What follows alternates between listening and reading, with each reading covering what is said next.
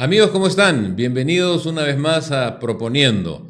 Como les contamos al inicio de esta serie de programas, que ya van 30, les dijimos que a partir de cierto momento, cuando empezara la campaña electoral, íbamos a invitar a precandidatos o candidatos, como ustedes quieran definirlos, para ir escuchando justamente eso, sus propuestas. Por eso le hemos puesto de nombre Proponiendo este programa. Aquí estamos hoy día, ni más ni menos que con Marisol Pérez Tello. Ustedes todos la conocen, no tengo que presentarla. Marisol, bienvenida. Muchas gracias. Y con también César Gutiérrez, mi socio en esta aventura televisivo-periodística, que está hoy día en un Zoom porque no ha podido asistir personalmente, pero está acá con nosotros. César. Buenas, Guido, ¿cómo estás? Buena, Marisol. Bienvenida. Miren, este primer bloque, la idea era hablar de la precandidatura. Y creo que ahí tenemos todo un bloque para hablar. ¿Hay alianzas, no hay alianzas? ¿Con quién empiezas a competir? ¿Cómo será el proceso en las internas de tu partido? Quisiéramos conocer eso, pero Guido, empieza tú más bien con el cuestionario. Bueno, yo voy a preguntarle algo que me muero de curiosidad desde hace tiempo. ¿Cuántos años estuviste en el PPC y por qué te fuiste? Estuve toda mi vida política. Wow. Yo empecé a los Tú empezaste bien joven, Lo que pasa es que en el PPC no existen juventudes militantes, tienes que tener 18 años. Entonces, yo empecé antes, en realidad, en la Universidad Católica, vinculada al social cristianismo y a la formación política social cristiana. Empecé mucho antes el estudio de las encíclicas desde la Legión de María, donde fui presidenta desde los 13 años. O sea, yo no entré al PPC y luego me hice social cristiana. Yo me hice PPCista porque era social cristiana y seguiré siéndolo, ¿no? Es decir, para mí las encíclicas, la visión humanista, el centro en la persona, que es primero la gente, es lo que importa en la política. Entonces, yo no he cambiado en realidad mi manera de entender la política. Y entro al PPC cumplidos los 18 años. Yo figuro desde el 2004, porque en el 2004 hubo una reinscripción. Entonces, en realidad, el militante PPCista más antiguo es lo que se registra, pero en realidad es desde el 86 que entro a la Universidad Católica, ¿no? Estoy hablando de, no tenía ni siquiera 20 años, tenía 17 años. ¿Y por qué me voy? Bueno, porque siento que siendo el PPC un partido respetable, por supuesto, yo no voy a denostar de un lugar a donde he pasado toda mi vida, ¿no? Lógico. Pierde la inscripción, muere Bedoya, que era un referente para mí, siempre lo será sin duda, un hombre, un íntegro a carta cabal. El partido pierde la inscripción, como otros, y yo dirijo un proceso que se llamó de reingeniería partidaria, lo presido. De acuerdo. Por unanimidad. Miento, por unanimidad y una abstención que después me llamó a decirme que no se enteró de la votación, así que en realidad fue por unanimidad. Okay. Hicimos un recorrido por el país con lo que yo creo que debe ser la política hoy, ¿no? Escuchando a todos, presencial, una mezcla de presencial y Zoom. Que no se quedara solo en Lima. Total, yo soy tan niña, yo tengo una mirada descentralista de la política. Yo soy hija de Chalaco, con Chiclayana, esposa de Chimbotano y tagneña. O sea, yo tengo una mirada del país desde la región, desde la frustración de la región, porque además, por lo menos mi esposo y yo somos provincianos, desde la descripción más linda del nombre, y no, por supuesto, cero carga despectiva, orgullosos de su tierra, que salieron de su tierra por la razón por la que sale la mayoría, porque no hay universidad. Claro, no hay universidad, no hay chamba. Entonces, mis amigos chimbotanos están ellos en Chimbote porque regresas a tu tierra, pero sus hijos están acá, con lo cual desmembra familias, ¿no? Entonces, yo tengo una mirada muy descentralista del país en general. Y lo que quisimos hacer en ese momento con mucha juventud, yo veo los temas formativos del PPC desde el año 2003, que nació mi hija, y por eso lo recuerdo desde que yo regreso, de hecho, al PPC. Entonces, toda la generación que se forma desde esa época hasta 2 o 3 años fue gente formada por mí, en esta lógica humanista, la persona como centro. ¿Sí en el PPC o algunos se fue contigo? Yo no creo en los liderazgos de rebaño, no me gustan, los detesto. Yo creo que un líder no arrea ovejas. Yo creo que un líder acompaña, ¿no? Saca lo mejor del otro y aprende de otros liderazgos, ¿no? Entonces, esa lógica, que es una lógica distinta, ha sido mi lógica siempre, no funcionó. O sea, sí funcionó para la generación, pero no funcionó para el PPC tradicional, que quería ser La política, como siempre, respetable. Pero yo creo que si hace las cosas como siempre, los resultados son los mismos y la realidad de la política peruana es que ya no representa nada. Hemos roto completamente la capacidad de relacionarnos con los ciudadanos, de entender sus dolores. Estamos totalmente divorciados de lo que la gente necesita y ya con la experiencia de... Así que me fui sin hablar mal de tu ex, porque es de muy mal gusto. Así es. Solo agradeciendo el amor y la formación que recibí y habiendo aprendido cosas que no voy a repetir, digamos, no que no voy a repetir por no contar, sino No, que sí, sí. no quisiera repetir en mi acción Lógico, política. lógico. Y tratando de garantizar cosas en las que creo, ¿no? Democracia, pluralismo, la persona como centro, lo que necesita flexibilidad en la decisión de qué políticas públicas aplicas. No es lo mismo Trujillo Para nada. que Tacna, Exacto. no es lo mismo Chiquitoy Exacto. que Trujillo, y no es lo mismo Nepeña, que es mi pueblo, que Chimbote, el pueblo de mi esposo, 35 años ya mío. Entonces... Salir de PPC fue decir, yo no puedo representar lamentablemente esto que ustedes quieren ser. Y siendo decisiones colectivas, Y eso sí, sigan su camino, ¿no? eso lo has encontrado en este grupo Primero la Gente. Maravilloso, porque hay libertad en construir, ¿no? Estamos haciendo lo que yo creo que necesita el Perú. Si fracasa en lo chiquito, lo más probable es que en lo grande también. Yo ya vengo de una experiencia muy parecida. Yo fui candidata a la vicepresidencia del Sancochado, Ya. que fue Yehude, Claro. izquierda, bueno, en ese momento APP, que digamos era ya un APP con complicaciones, pero no era candidato César Acuña, que es en realidad lo más complicado de APP. Estaba el PPC, estaba el Pastor Lai y estaba PPK. Entonces, ¿Qué tal Sancochado? el Sancochado, No, se no llamaba el me- Sancochado. No me acordaba del Claro, Sancochado. y a mí me encantaba, porque me dieron lo que me gusta. Yo hago planes de gobierno hace años en el PPC. Los dos temas en los que he trabajado han sido personeros. He trabajado todos los temas de formación y he trabajado todos los temas de planes de gobierno. Eso es lo que sé hacer. Entonces yo tuve que coordinar a los equipos técnicos de Yehude, del Pastor Lai, de Acuña, de PPK y del PPC. Eso fue el año 2010. 2010. Y fui feliz porque me di cuenta bárbaro. que nos encasillábamos en continentes y cuando tú querías llegar a acuerdos tenías que trabajar sobre contenidos. No tenías que hablar del vaso que contenía el agua, que tenía todos los prejuicios de la carga ideológica, Claro. sino del H2O. Ya cuando decías H2O la gente se hacía problemas.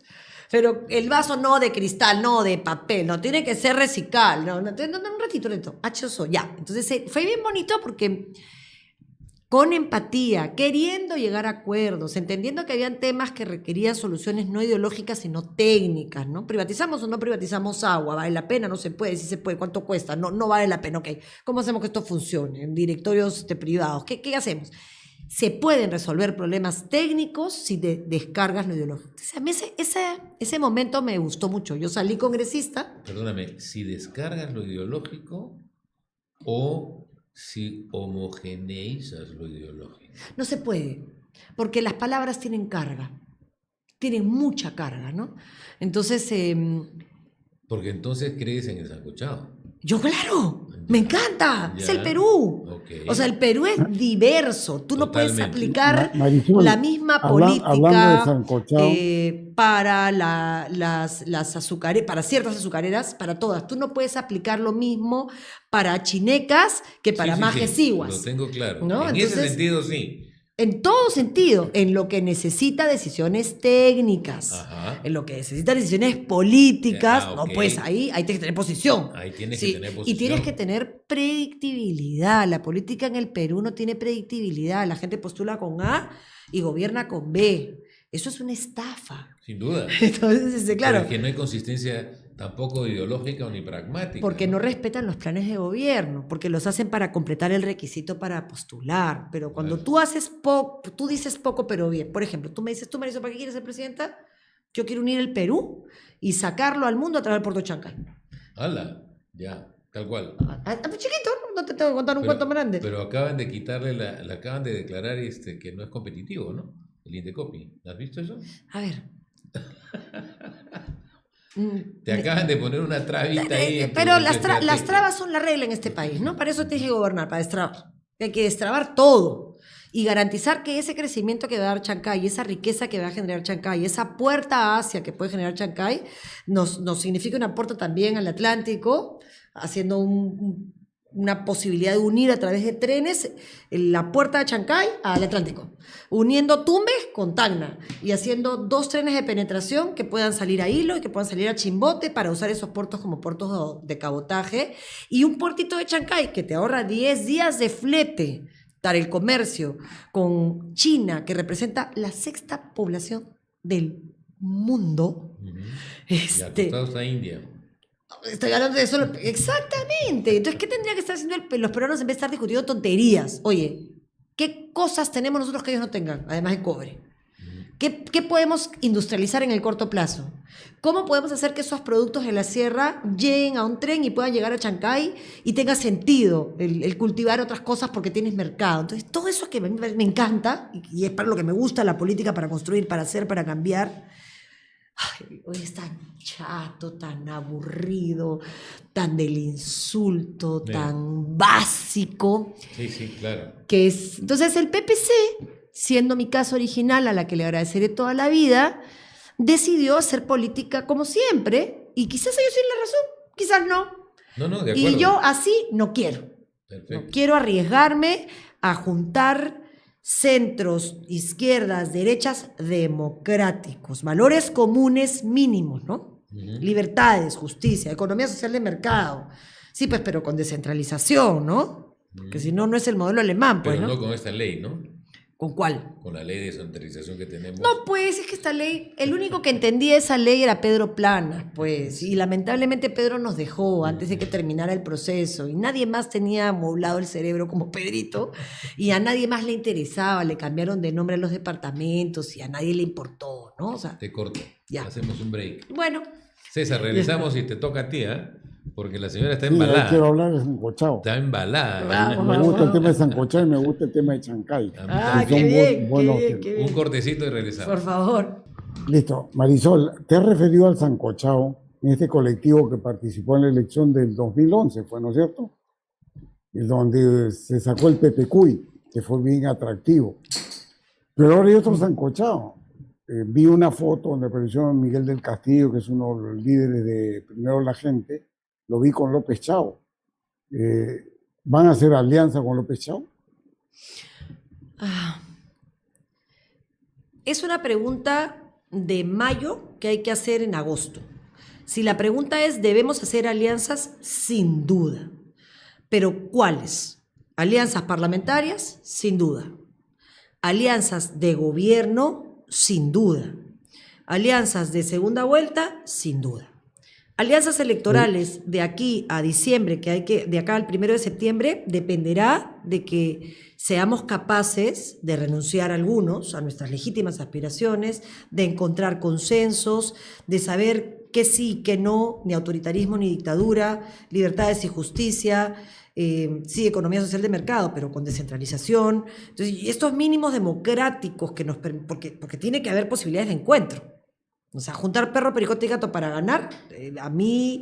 Marisol, pero ¿cómo se entiende esa foto que aparecieron la gente Primero la Gente con López Chao y creo que también Verónica Mendoza? No, yo podría Tú salir... no estabas, por supuesto. No, yo no estaba, pero digamos, hoy podría enseñarte una foto, que te podríamos enseñar otros, también con Alfonso, con Diana Álvarez, creo que hoy no estuvo Mesías, pero donde podría estar Mesías, porque hay muchos espacios de diálogo. Mañana, por ejemplo, hay una mesa en Capeco y yo te aseguro que vamos a estar más de 4 o 5 y se tomarán 10 fotos. Sí existe una mesa formal hoy día en la que se está discutiendo posibilidades y 2 o 3 conversaciones bilaterales. Por eso es que yo la verdad lo único que sí quiero decir de mi partido, que es Primero la Gente, que es diseñado, a diferencia del sancochado, que eran partidos que se juntaron, esto es un partido que nace así, nace sancochado. ¿Ya? O sea, nace con la bandera de la pluralidad y la diversidad como la clave para la transformación del país. Claro, se dice fácil, además sin presidente, con un colegiado. ¿Quién es personero? Marcos Marisol, Ceballos. pero, a ver, ¿podría hacer alianza con López Chau, que acaba de decir que quisiera la Constitución del 79? Pero lo que pasa es que sí, o sea, yo no tengo problema de responderte todas las preguntas que quieras, pero yo creo que eso está todavía bien preliminar. O sea, yo creo que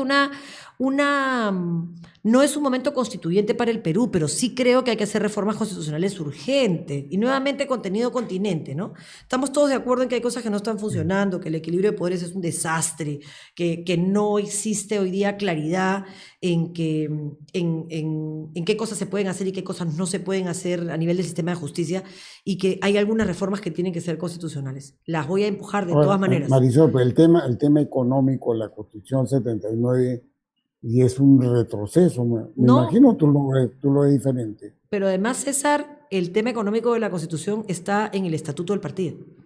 El partido está escrito dentro de su estatuto, economía social de mercado. Solo que hay una cosa que es la que me gusta. Y aquí hago una pequeña digresión. El milagro alemán, posguerra, se fundamenta en la economía social de mercado. Sí. Pero no es la economía social de mercado discursiva, es más descentralización. ¿Por qué? Porque se quería desconcentrar el poder para que no vuelva a surgir un Hitler. Por eso es que el modelo alemán suma un sistema de crecimiento económico con subsidiariedad, que no haga el grande lo que puede hacer el chico, con supletoriedad tiene que hacer el grande lo que no puede hacer el chico. Lo traduzco a fácil: nadie va a poner agua en Huancavelica porque no es negocio, la tiene que poner el Estado. Obvio, porque si no, no va a haber agua, pues no va a haber. Nadie va a construir una carretera donde los peajes no lo justifiquen, pero no puedes dejar a esas personas fuera de... Tienes que hacer la carretera y tiene que hacerlo el Estado. Marisol, en el tema de la inversión, porque hay un contexto internacional complicado. Súper. Digamos, la inversión principal en los últimos tiempos en el Perú en infraestructura la es minería. China. Va a China, claro. En China, por supuesto. O sea, es nuestro principal socio comercial. Electricidad y minería en el puerto. Pero hay una prédica de Trump en contraposición con China que podría ponerte a ti vallas, decir hasta lo cual cosa, de lo contrario te pongo aranceles o te pongo trabas en la relación Perú-Estados Unidos. ¿Cómo piensan ustedes eso? Mira, aquí sí tengo que decirte algo por responsabilidad, y es que estoy hablando a título personal. No porque en el partido no lo hayamos discutido, porque nosotros tenemos un pronunciamiento respecto de esta polarización nacional, que es una polarización mundial y que te lleva a discursos destructivos, ¿no? En el que no hay salidas, que digamos terminarían con una tercera guerra mundial, o una guerra económica, una guerra comercial, que para países como el nuestro terminas licuado, ¿no? No, yo creo que con relación a China y Estados Unidos hay que negociar con dignidad, César. A mí el modelo chino político no es el que yo comparto. Yo creo en las libertades absolutas, todas, económicas, sociales, democráticas. Tú puedes hacer lo que te dé la gana en la medida en que no te metas con lo que yo quiero hacer. Y eso supone líneas de respeto, derechos, límites, ¿no? A tu libertad en la mía. Derecho o deber. Pero y China tiene un modelo que yo no comparto, que digamos, desde mi perspectiva, es un modelo político que yo he combatido toda mi vida, pero es el principal socio comercial. Entonces me siento con China y le digo: mira, China, yo respeto tu movimiento, tu modelo político, vamos a intercambiar productos, pero no modelos. De sus valores yo tengo los míos, reglas claritas. Modelo político, porque el económico es interesante. Súper interesante, súper interesante. Y ese es el que hay que abrirle todas las puertas al Perú, con estándares, ¿no? Yo quiero la China del puerto de Shanghái, no quiero la China de los juguetes rotos. Y eso va a pasar si tú te sientas a negociar. Para ser muy concreto, por ejemplo, hablando en el contexto que tú hablas, imagínate que viene BID y dice: quiero poner una planta que iba a poner en México, pero ya no la va a hacer en México, sino en Perú, de autos eléctricos. Y viene Trump y te dice, vía gobierno americano: si tú haces eso, te pongo 30% de arancel, arriba del 10%. ¿Cómo manejarías eso? A ver, negar el poder de Estados Unidos en las decisiones mundiales es una locura. Negar que solo puede enfrentar a Estados Unidos una China, una Rusia. Es increíble que ahora el más sensato sea Xi Jinping, ¿no? Que tienes ahí todos locos, pero solo puedes confrontarlo con una Europa unida, y lo que hay que promover en América es eso, es la unidad de Latinoamérica. Por eso, para mí, el puerto de Chancay significa el argumento que Brasil tiene hoy para que le interese una puerta Pacífico que ayude a la integración latinoamericana sobre la base de este cordón que uniría Atlántico y Pacífico, y a partir de ahí poder pararnos frente al señor Trump y decirle: señor Trump, usted puede gritar, maltratar, reírse, pero un paísito chiquito ya, pero me va a respetar, ¿no? Me va a respetar. Marisol, bien, yo estoy completamente de acuerdo contigo en eso, pero hay un problema, que el próximo gobernante de Perú se va a encontrar con una corriente pro-Trump. Probablemente retorne Bolsonaro, tienes a Noboa en Ecuador, tienes a Milei en Argentina, en Chile probablemente sea Caso Kaiser, ¿no? O de repente Evelyn Matei, de derecha pura, y en Colombia probablemente retorna de la derecha. Todos esos referentes que te he dicho son referentes de derecha. Sí, claro. Ellos no serían capaces de confrontar en unidad a Estados Unidos, que es lo que tú propones y que parece correcto. Yo no propongo confrontar a nadie. Complicado. Yo no propongo confrontar a nadie. Yo propongo respeto en las relaciones bilaterales.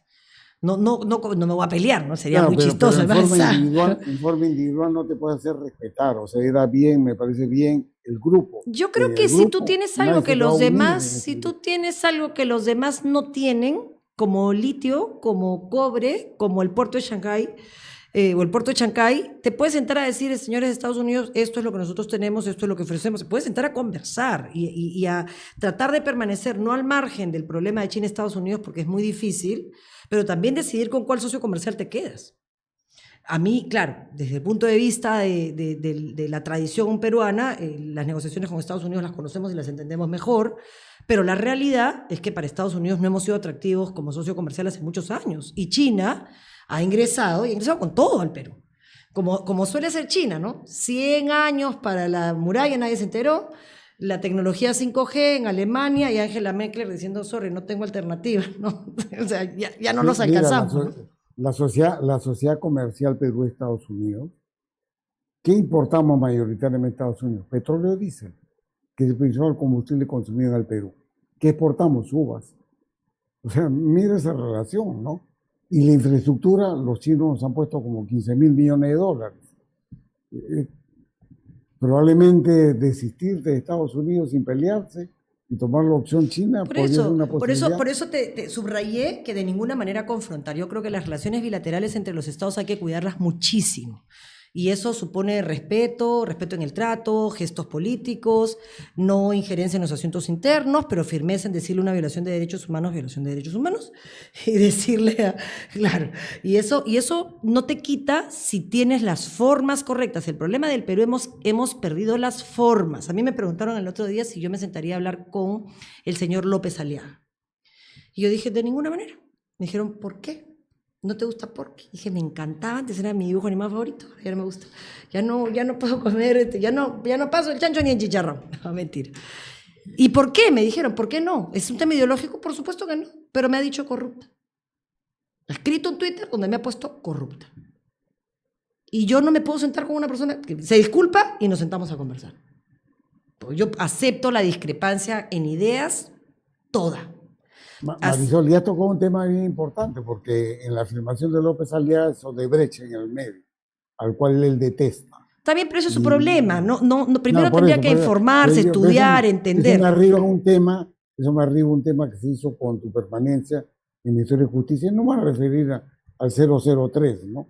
¿Por qué? Si es maravilloso. Por favor, hablemos de él. No, pero es que hay uno más complicado. ¿Cuál? Menos personalizado, pero con gran impacto que poco se ve. El 001, en el cual el Estado peruano reconoce, estamos hablando del gasoducto subperuano, en el cual el Estado peruano, vía decreto de urgencia, reconoce que va a pagar el valor contable neto de los bienes del gasoducto.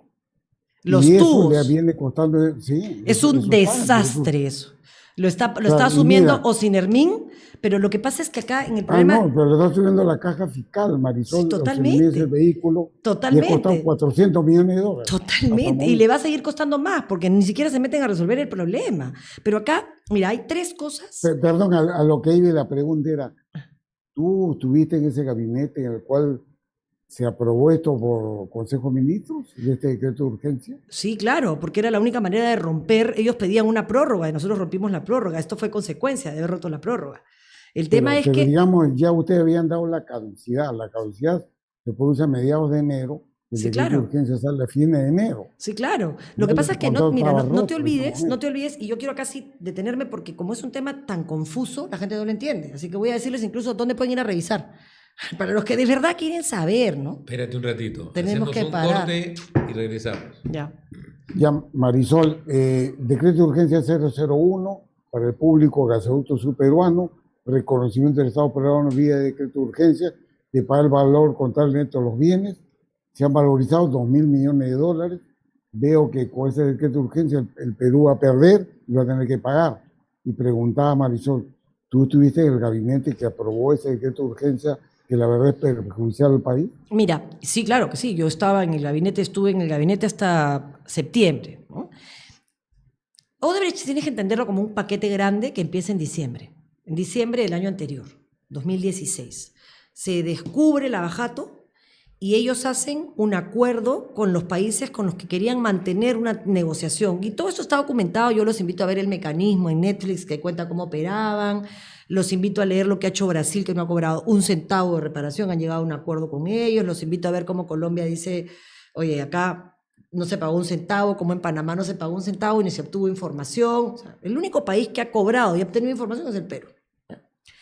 Nosotros decidimos en ese momento, en diciembre, que necesitábamos encontrar mecanismos legales porque la plata de Odebrecht estaba en el Perú, con Charia, con la plata, digamos, el flujo. El interés comercial estaba en Suiza, en Brasil, donde había firmado ya convenios, en Estados Unidos, pero la plata estaba acá. Entonces, si nosotros no actuamos rápido y con inteligencia, la plata se la llevaban toda, mientras los fiscales, en su papel, privilegiar la verdad, negociaban y negociaban y negociaban, ellos se llevaban la plata y yo le tenía que explicar a los peruanos que estaba pagando todos los meses las concesiones. ¿Cómo? ¿Cómo le dices al Perú, mira, estos ladrones corruptos que han metido plata en todo, les estamos pagando porque no tengo alternativa, porque si no respeto la ley y los acuerdos, quien pierde soy yo como Estado y voy a terminar perdiendo en CIADI, como de hecho hemos perdido en uno de los casos en los que la procuradora de ese entonces, la señora Ampuero, no incluyó a Enagás, que era uno de los socios de Odebrecht. Enagás fue a CIADI y Marisol, acaba de ganar en diciembre. Perdón sobre este tema. No solo Enagás ha demandado al Perú en el CIADI, sino Odre Latinvest, que es una empresa domiciliada en Luxemburgo. Sí, claro. Tiene un proceso por mayor monto y sí está incluida. Sí, claro, pero lo que pasa es que la diferencia de una empresa incluida que ha reconocido responsabilidad en actos de corrupción y una no incluida en CIADI es fundamental. Por eso es que para Enagás ha sido tan sencillo ganarle al Perú, ¿no? Y yo creo que ahí ha habido y existe todavía en nuestro país un pésimo manejo de cómo es que somos capaces de mantener una relación comercial con una empresa corrupta que ya lo aceptó, porque claro, Odebrecht no aceptó responsabilidad en todas, solo en 4, hay 14 procesos más, solo por esas 4 en las que aceptó responsabilidad está preso Toledo, por hablarte del más grande, y un montón más. Pero los otros casos van a seguir cayendo y se va a seguir cobrando reparación. ¿Yo tengo que responder por el monto que se fijó? No, porque esa ley no la di yo, la dio el Congreso. Quien fijó los criterios para el pago de la reparación no fui yo, fue el Congreso. Perdona, Marisol, el decreto de urgencia lo dio el gobierno. César. El valor contable neto de los bienes lo dio el gobierno. César, es que estás hablando... Eso no dijo nada y el decreto de urgencia lo que dijo es hay que pagarle el valor contable neto de los bienes. Sí, pero después de qué, César. O sea, yo te pido que hablemos de, si quieres de Mira, ese... El 001 es previo a todo el tema de hoy. Pero el 003 es el que firmo como ministra de Justicia. Claro, Acuérdate que yo veo... 001, lo firma Gonzalo Tamayo. Lo firma Gonzalo Tamayo. Lo respalda el Consejo. Unanimidad en el Consejo sobre ese decreto de urgencia. En todos, pero hay cargas y no estoy quitando cuerpo, ¿eh? O sea, digamos, me gustaría que esté Gonzalo acá para que explique los números, porque todo lo que hicimos, todo, se hizo con 2 objetivos. Que se hiciera el menor daño interno a la cadena de pagos en el país, temporal. Tú sabes que un decreto de urgencia dura 1 año, tanto el 001 como el 003.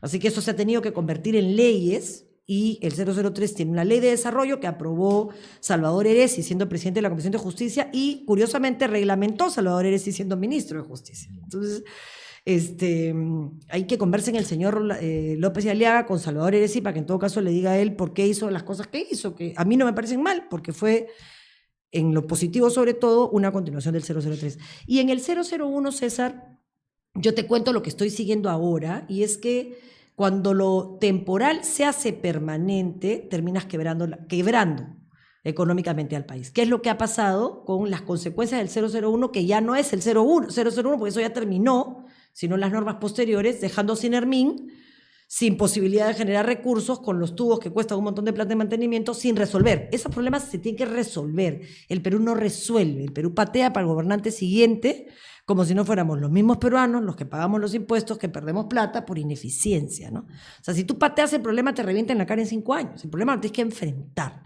Y si algo hizo el decreto de urgencia 003, que es por el que hemos empezado esta conversación, porque yo respondo por ese decreto de urgencia, lo hice yo, fue impedir que Odebrecht se llevara su dinero, hasta donde rayaba en lo inconstitucional, ¿no? De hecho, Brasil en una sentencia se pronunció diciendo que era confiscatorio y que era arbitrario.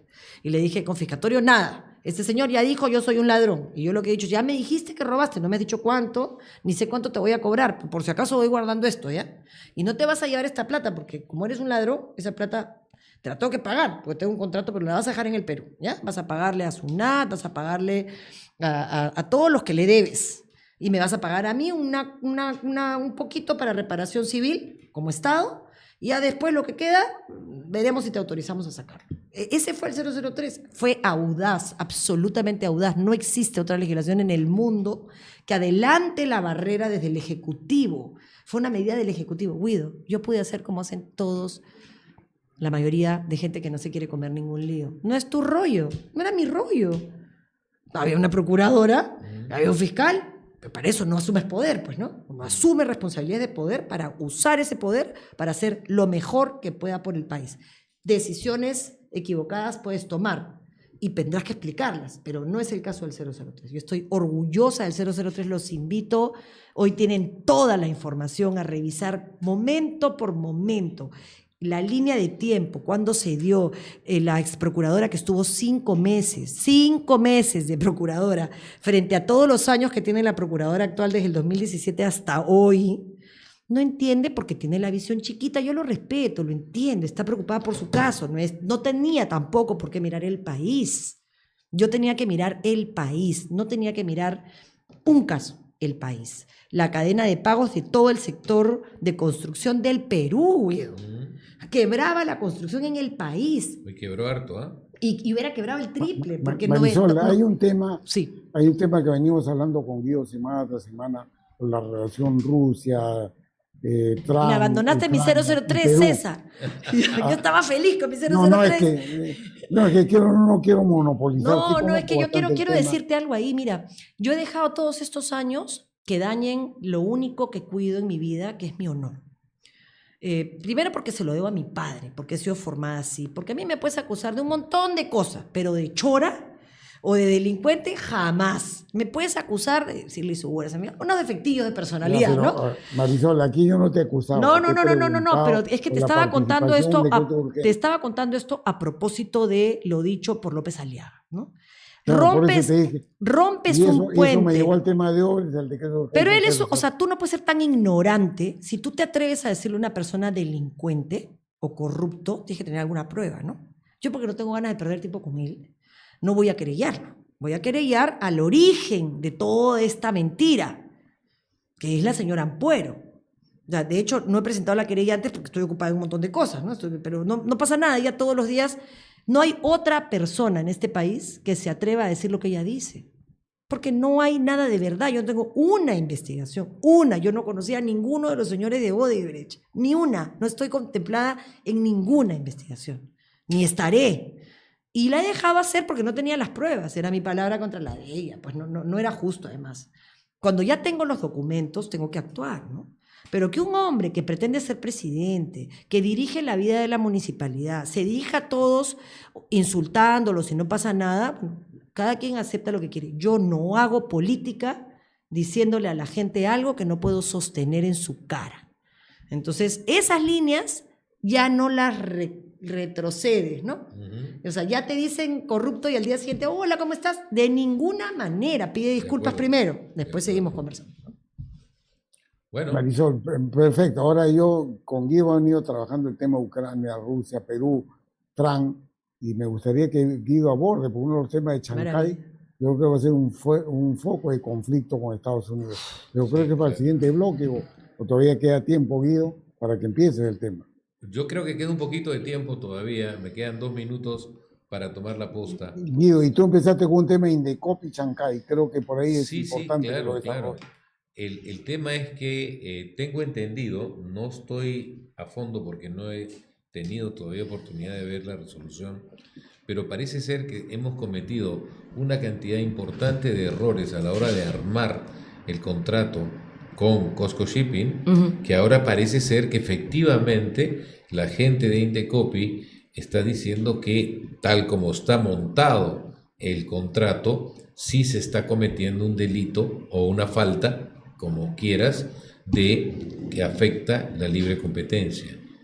Dios santo, ¿qué efectos va a tener esto cuando el señor Xi Jinping se entere de que hay una resolución en el Perú que le dice que su puerto lindo no fomenta la libre competencia, y por otro lado un señor Trump que va a decir, mira, resulta que, mira lo que ha pasado acá? ¿A qué te lleva esto? Mira, primero a no convertir en meme lo que para mí es el destino del Perú. La única salida que tiene nuestro país hoy para recuperar una senda de crecimiento importante, ¿no? O sea, digamos, este es el guano en su momento, este es el anchoveta, esto es una oportunidad para el país. O la agarramos y la explotamos en todo su potencial, o con la suerte que tenemos los peruanos en 10 años se parecerá el litio, ¿ya? Pero es una oportunidad para mi tierra, para mi Tacna querida.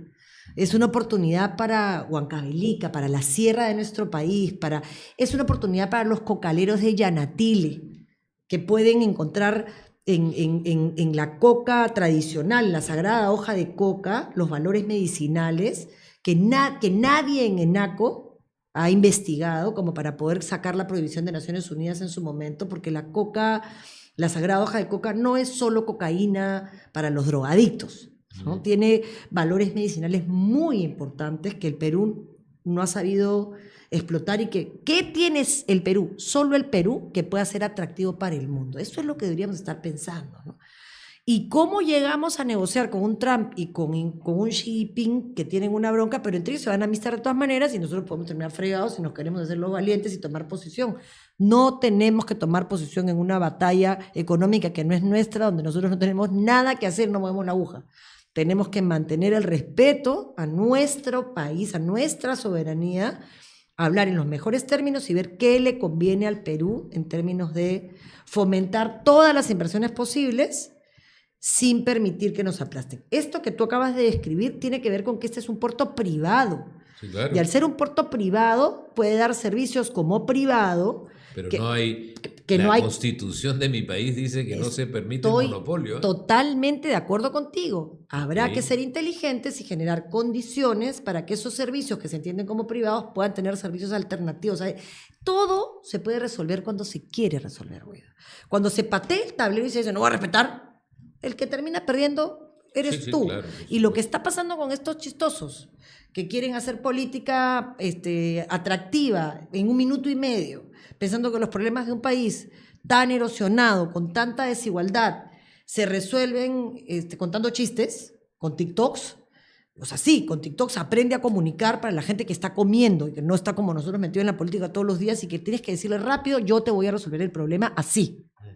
Si te interesa, acá puedes estudiar esto, porque la gente sabe qué le preocupa y hay que darle los instrumentos. Y hay que explicarle al Perú lo que China como mercado potencial significa en términos de números, en términos de 10 días menos de costo de flete. Sí, eso está clarísimo. Pero para eso va para ti. Sí, pero el 90% de los peruanos se enteró del puerto de Chancay en APEC. Yo quisiera enseñárselo solo a los 43 candidatos que vamos a tener. Yo he ido 3 veces, 2 veces al Puerto Chancay, 2 veces, antes de la primera piedra y recientemente, porque estoy convencida. Sí, ya te lo escuché, perfecto. Eso es. Te corto acá, hacemos un pequeño cortecito y te adelanto que el siguiente tema es corrupción, violencia y todo lo que está alrededor. Perfecto. ¿Cómo lo manejamos? Como tú quieras. Le llamamos Justicia TV ese bloque. Me parece muy bien, me gusta, se agradece. Opiniones en Justicia TV. Sentencia Ollanta Nadine. ¿Cómo lo ves eso? Es importante, tiene implicancias futuras. Mira, te voy a responder desde el corazón, César. La investigación contra Nadine Heredia, que puso contra la pared a Martín Belaunde, la hice yo. Era una joven congresista y abrí mi periodo de congresista pensando que era mi... Sigue siendo joven, Marisol. No, esa juventud acumulado de inmadurez, pero ya de joven nada, papá. Pero yo recién me sentaba en el Congreso, aunque había hecho política, nunca había tenido una responsabilidad pública y me encargaron la investigación de Chejade. En ese momento Chejade era vicepresidente de la República. Claro. Y yo pensé que era pues porque era estudioso, inteligente. Mentira, era el chivo expiatorio, ¿no? Nadie se quería meter con el vicepresidente en la máxima expresión de su poder. Me costó seguimiento a mi hijita, fotos de mi hija. Cuando Ana Jara la censuraron, en realidad una de las personas que promovió esa censura fui yo, porque no pidió perdón, porque no dijo voy a investigar. Entonces, ¿por qué te cuento esto? Porque en ese momento Yehude tomó una decisión que a mí me costó mucho entender. Ya le he perdonado, pero en ese momento estaba bien resentida. No apoyó mi informe, que establecía responsabilidad para Yehude. Lo que hizo fue decir, no apoyo esto, pero que renuncie a la vicepresidencia. Chejade dejó de ser vicepresidente, pero no enfrentó una condena penal como sí ha enfrentado su hermano. Mirando esto en retrospectiva, yo digo... Yehude lo salvó, ¿no? Una votación. O sea, no lo salvó porque fueron varios votos, pero digamos, su voto siendo de mi partido fue determinante. Pero él tiene una explicación, ¿no? Yehude estaba en la cárcel. Y solo ahora yo, que estoy en la cárcel permanentemente, porque voy a la cárcel mucho, todas las semanas, una vez al mes ahora, entiendo que a la cárcel tiene que ir el que representa un peligro, porque si no lo ocupas de un montón de gente que hay que sancionar económicamente, ponerle su billete, mandarla a limpiar las calles, las pistas, los colegios, pero no confunden la cárcel y entonces ya no cumple el papel que tiene que cumplir. Entonces yo me siento tranquila porque con él hice mi chamba. Con Nadine, para responder tu pregunta, me siento muy triste, ¿no? No me da alegría, ¿no? Solo que es justicia, la justicia es así, o sea, la misericordia que creo que debe acompañar nuestra vida termina donde empieza la justicia, ¿no? Yo creo que tienen que responder por sus actos, ¿no? Nadie los obligó, ¿no? Entonces, no es algo que me alegre, César, si tengo que serte honesta, ¿no? Pero me refería, Marisol, a las consecuencias jurídicas. ¿Aportes de campaña son delito? Lo que pasa es que... ¿Es delito? Que es un poco de lo que... Es que, César, tienes que entender que están tratando, como todo en la justicia peruana, de hacer emblemáticas cosas para ver cómo friegan a su enemigo. Estoy diciéndote bien. Mira, a mí cuando tengo que rodear mucho las cosas me confundo. Mejor de frente al grano, ¿no? Entonces, esto sí me gusta si es bueno para mi amigo. Y esto no me gusta si no es bueno para mi amigo. Entonces, la justicia ciega hoy día tiene ojos y está sorda. ¿Ya? ¿Tendrá billetera? También. Entonces, la mayor desigualdad en nuestro país... en términos de percepción, según la encuesta, la primera encuesta sobre desigualdad que ha habido, que es la ENDES, señala que la mayor desigualdad en nuestro país es de acceso a la justicia. Nunca pude hablar de indultos ni hacer una convención tipo Lancier, porque cada vez que hablabas de indulto, Fujimori era un preso. Hay 100.000, bueno, casi 100.000. Dicen que te opusiste a la libertad de Fujimori, ¿verdad? Yo nunca me opongo a nada. Yo aplico la ley a mis amigos. Para todos. Para mis amigos la aplico sin dudarlo, sin titubear, les llevo pan. Y para mis enemigos la aplico con mucho más cuidado, porque no quiero ninguna distorsión de mis sesgos cognitivos en la justicia. Lo que es. no podía aplicarle un indulto humanitario a una persona que no reunía las condiciones. Ten la seguridad, Guido, que si las hubiera reunido, lo hubiera firmado, sin que me temblara la mano, pero no las reunía. Y no lo firmé por eso. No era un anti nada, yo no soy anti nada, a mí me gusta perdonar, soy católica, profundamente católica, perdono, creo en las segundas oportunidades. Yo no soy fujimorista ni nada que se le parezca. Hay gente que cree que porque fui ministro en el primer gabinete de Alberto Fujimori, yo soy fujimorista. No, a mí Fujimori me metió preso 2 años. Así que sabes de lo que estamos hablando. Sin ninguna razón. Sabes lo que estamos hablando. Para sacarme de un proceso político, electoral. Sí. Bueno, entonces no voy a defender jamás a Fujimori, pero tampoco lo voy a meter preso por la sensación de venganza, porque no odio a nadie. No soy yo tampoco. ¿Te das cuenta? No. Pero te pregunto, ¿tenía que ser un indulto humanitario? Sí, claro, salvo que cambiara la ley.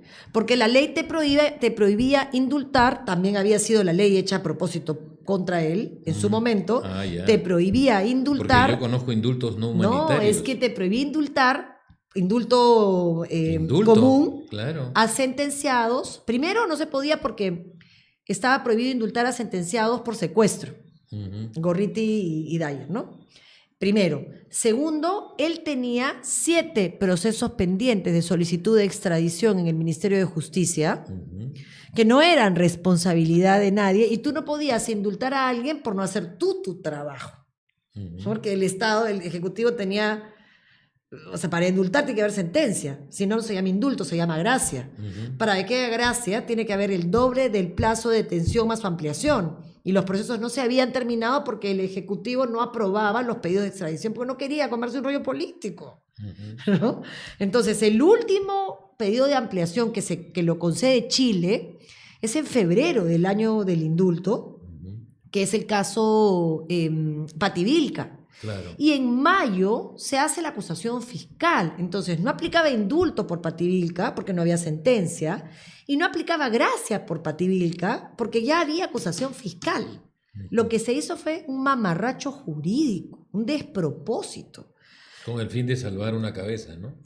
Políticamente, digo. Con el fin, no voy a cuestionar las razones, pero no son santas, porque yo tenía salidas jurídicas respetables, por supuesto, siempre hay.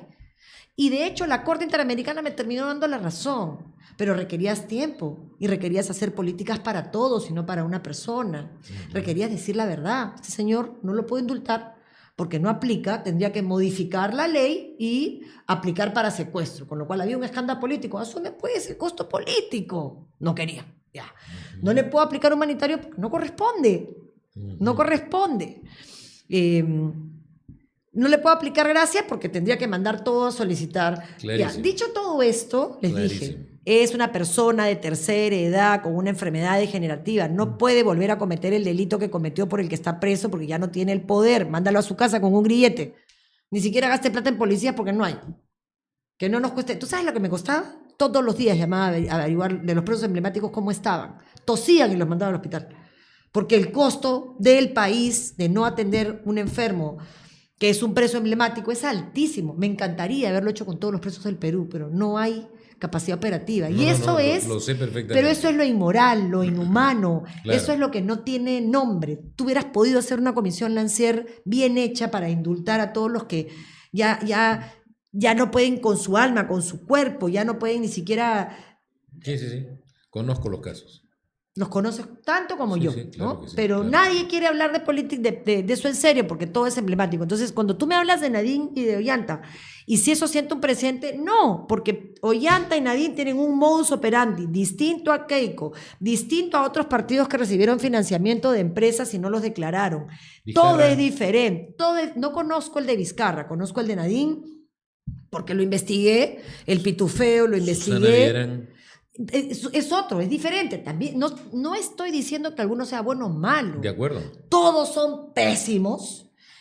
En algunos se han tirado la plata. O sea, en algunos se ha entrado la plata para campaña, se ha usado para campaña, se ha declarado con declarantes falsos. Ya, de repente no es lavado de activos, pero es delito contra la fe pública.